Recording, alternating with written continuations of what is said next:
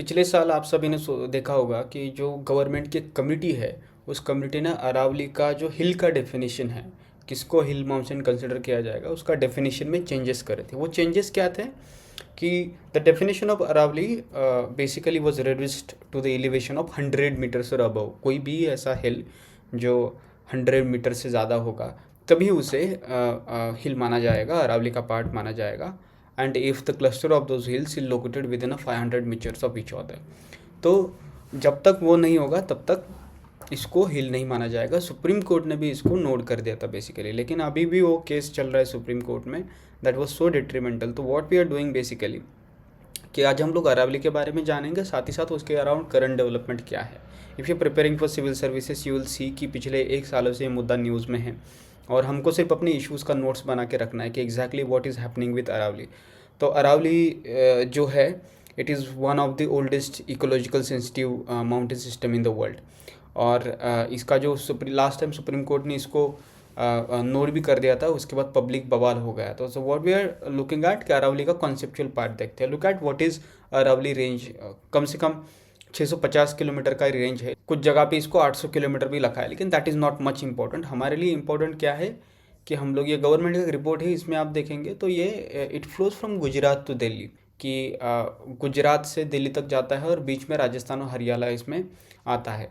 कि राजस्थान सबसे ज़्यादा है, उसके बाद हरियाणा है, गुजरात और दिल्ली में ये है। तो राजस्थान में सबसे ज़्यादा डिस्ट्रिक्ट इसमें आते हैं, उसके बाद हरियाणा में, गुजरात में और दिल्ली में आते हैं। This is the space of Aravali now. तो आप यहाँ पे देखो, यहाँ पे थार डेजर्ट है, यहाँ पे गुजरात है, यहाँ पे राजस्थान है, थोड़ा बहुत यहाँ पे हरियाणा, दिल्ली और इस साइड मध्य प्रदेश और यहाँ पे महाराष्ट्र आएगा।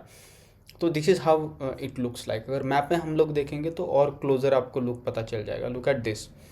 Now this is Madhya Pradesh, okay, this is Maharashtra. तो आप देखिए कौन से स्टेट में, गुजरात के बहुत कम डिस्ट्रिक्ट में है। उसके बाद it is majorly in Rajasthan, फिर उसके बाद यहाँ पे हरियाणा एंड यहाँ पे फिर दिल्ली एनसीआर और ये सारा एरिया धीरे धीरे यहाँ पे आएगा। सबसे इंपॉर्टेंट चीज़ हमें समझने वाली ये है कि ये 2 सेक्शन में डिवाइड है। एक है सांबर सिरोही रेंजेस और दूसरा है सांबर खेतरी रेंजेस। तो 2 है, सांबर सिरोही, सांबर खेतरी। सांबर सिरोही जो है वो टॉलर है और उसमें जो गुरु शिखर नाम का जो पीक है वो सबसे बड़ा है, माउंट अबू जो रेंज है उसमें, ठीक है। हाईएस्ट पीक है अरावली रीजन से। It is one of the oldest mountain range in India, around 2 billion years old की है। अरावली रेंजेस में बहुत सारे नेचुरल रिसोर्सेज है और ख़ास करके it checks back the growth of the Thar desert. ये जो है, तो दिस इज़ थार डेजर्ट। तो आप देखोगे अरावली के यहाँ पे ही थार डेजर्ट है। तो थार डेजर्ट का ग्रोथ अगर रोकना है आपको, वहाँ पे जो नेचुरल रेंज है हमारी अरावली की, वो हमारे लिए बहुत हेल्प करेगी। इसलिए थार डेजर्ट का जो ग्रोथ है, खास करके हरियाणा, राजस्थान, उत्तर प्रदेश, तो ये ईस्ट की तरफ उसका ग्रोथ रोकता है।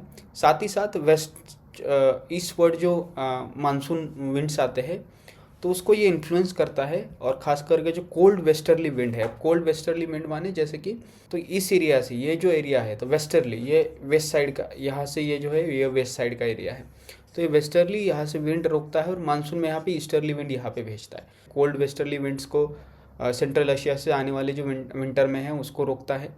और कुछ रिवर्स है उसमें, बानस, लूनी, साखी, साबरमती, बानस, रूनी, साखी, साबरमती, और which has very much important role in ground water recharging. Sariska tiger reserve जो है, नेशनल पार्क है, तो वो वहाँ पे है। Mount Abu wild life sanctuary और रणथंबोर नेशनल पार्क। तो ये 3 चीज़ें।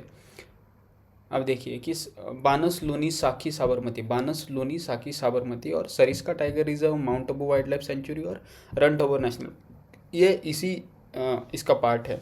कि गुरु शिखर जो है सबसे इम्पोर्टेंट हाईएस्ट पीक है, माउंट अबू में है, राजस्थान में। ये बानस, साहिबी, लूनी, साखी, साबरमती, ये सारी रिवर उसमें इम्पॉर्टेंट है। और दिल्ली, हरियाणा, राजस्थान, गुजरात से ये मूव करता है। तो this is most important part. अब इसमें हमारे लिए और एक इम्पॉर्टेंट पार्ट है, इसका इम्पैक्ट सेम अगेन मानसून के टाइम पे ये मानसून क्लाउड ईस्टवर्ड लेके जाता है और सभी हिमालयन रीजन जो है उनको फीड करता है, रिवर्स को खास करके। और विंटर के मंथ्स में फर्टाइल एल्यूवियल रिवर वैली जो है, खास करके पैरा इंडस और गैंगेटिक प्लेन, उसको कोल्ड वेस्टर्ली विंड से बचाता है सेंट्रल एशिया से, ताकि विंटर अच्छा जाए। अब इसमें एक इम्पॉर्टेंट वर्ड आप सुनोगे, अरावली ग्रीन वॉल प्रोजेक्ट। तो ये Aravali green wall project Africa के ग्रेट ग्रीन वॉल प्रोजेक्ट के ऊपर से बना है। ये Senegal west to Djibouti east ऐसे है।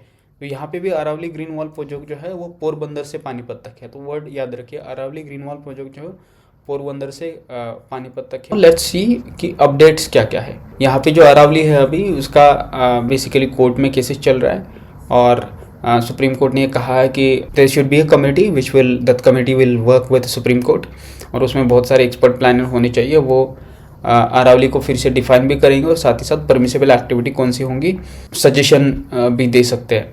मोस्ट इम्पॉर्टेंट पार्ट है कि ये जब इन लोगों ने ये कंडीशन चेंज की थी तो 1048 ही हिल सिर्फ अरावली के डिफिनेशन में आ रहे थे, कम से कम 12,081 वहाँ पे है। आप सोचिए 12,000 में से सिर्फ 1,000 हिल ही कंसिडर करना माने एक पूरा रेंज ही ख़त्म कर देना जैसा है। इसलिए अभी इसका रिव्यू चल रहा है। लेकिन हमारे लिए तो अरावली एज ए उसका रेंज का सिग्निफिकेंस क्या है, अरावली एग्जैक्टली है कहाँ पे लोकेटेड है, दैट इज़ मोस्ट इम्पॉर्टेंट।